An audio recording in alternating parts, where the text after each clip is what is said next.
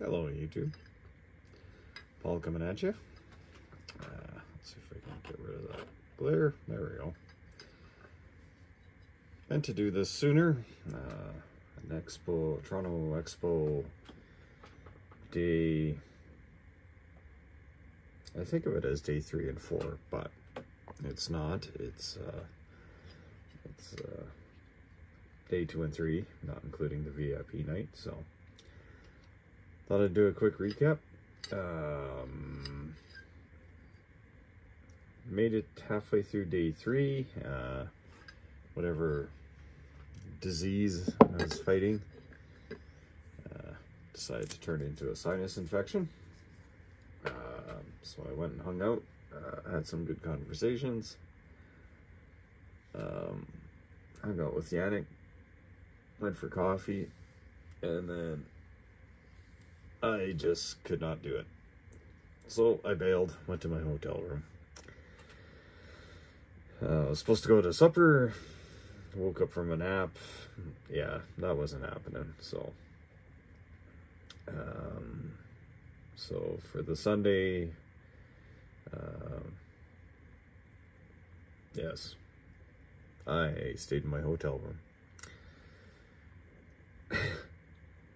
So I think, and I'm finally getting over it. This is what, the 2nd of December.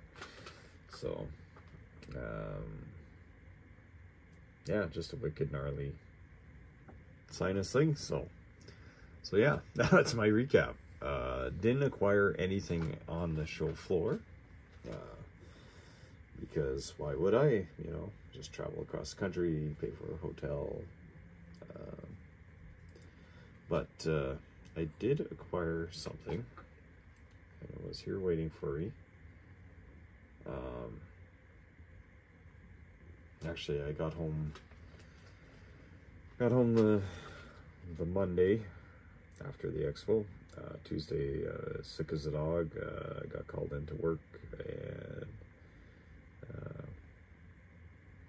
yeah, went to work for 4 days out of the province, and came home for one night, and then went back.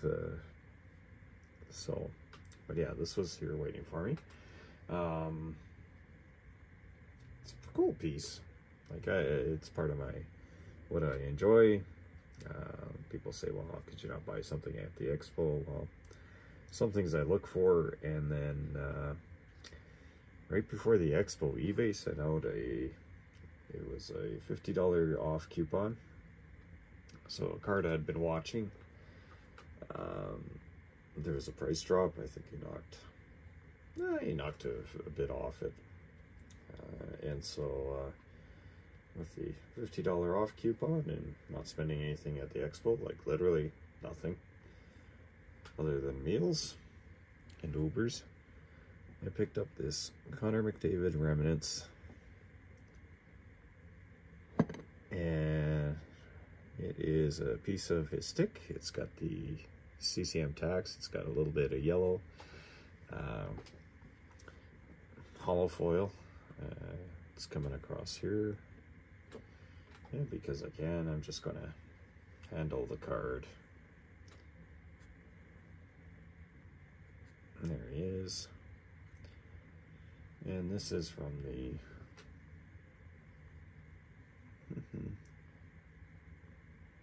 these are my bifocals. 2018-19 season, so most likely a 2017-18 stick. I believe he had 108 points, so most likely he got a goal or an assist or something with it. So, but yeah, nice, cool looking game used piece of stick. There's a big price drop. It is a sharp piece. For myself, takes off a lot of boxes. I think this is the 4th or 5th stick card of McDavid's that I own, and yeah, it was a nice pickup. As for my sinus, you know, I almost think it's like karma. So the weekend before, you know, I've talked about, showed off some horse racing videos, and or talked about my passion for horse racing, and the weekend before was the Breeders' Cup. Now, I've been playing the ponies for 20-some years. Actually, it's probably like 24 years, but anyways. One of the horses at the Breeders' Cup was named Cody's Wish. And Cody's Wish was named after a kid named Cody, Make-A-Wish Foundation kid. And, you know, he loved horses and racehorses and was able to express that. And so he went to a breeding farm in Kentucky, and a foal came up to him and put his head in his lap, and they named that horse Cody's Wish. So fast forward, what, 3 years, 4 years? Anyway, so it's the Breeders' Cup. It's like the best horses in the world, and there's like different races, like for the mile, sprinting, turf sprints, turf routes. You know, the classic is 1.25 miles, and that's typically, you know, colts and geldings in the male horse division. And so anyways, Cody's Wish was racing in the dirt mile, and he was 7 for 7 at the distance, and it was just like a Disney fairy book ending if he could win this 8th race and, you know, retire to stud duty. And of course he's a prohibitive favorite. Bet against him because, doing the math, if he finishes not first, the payoffs would be large. So I bet a bit against him, and, you know, like, what am I thinking? Like, this horse is named after this Make-A-Wish kid. He's 7 for 7 at the distance. It's a great story, and yeah, I went full send on betting against Cody's Wish. So, of course, naturally he wins. Cody was in attendance with his family, and so there he is in his wheelchair in the winner's circle, taking the win picture. And, you know,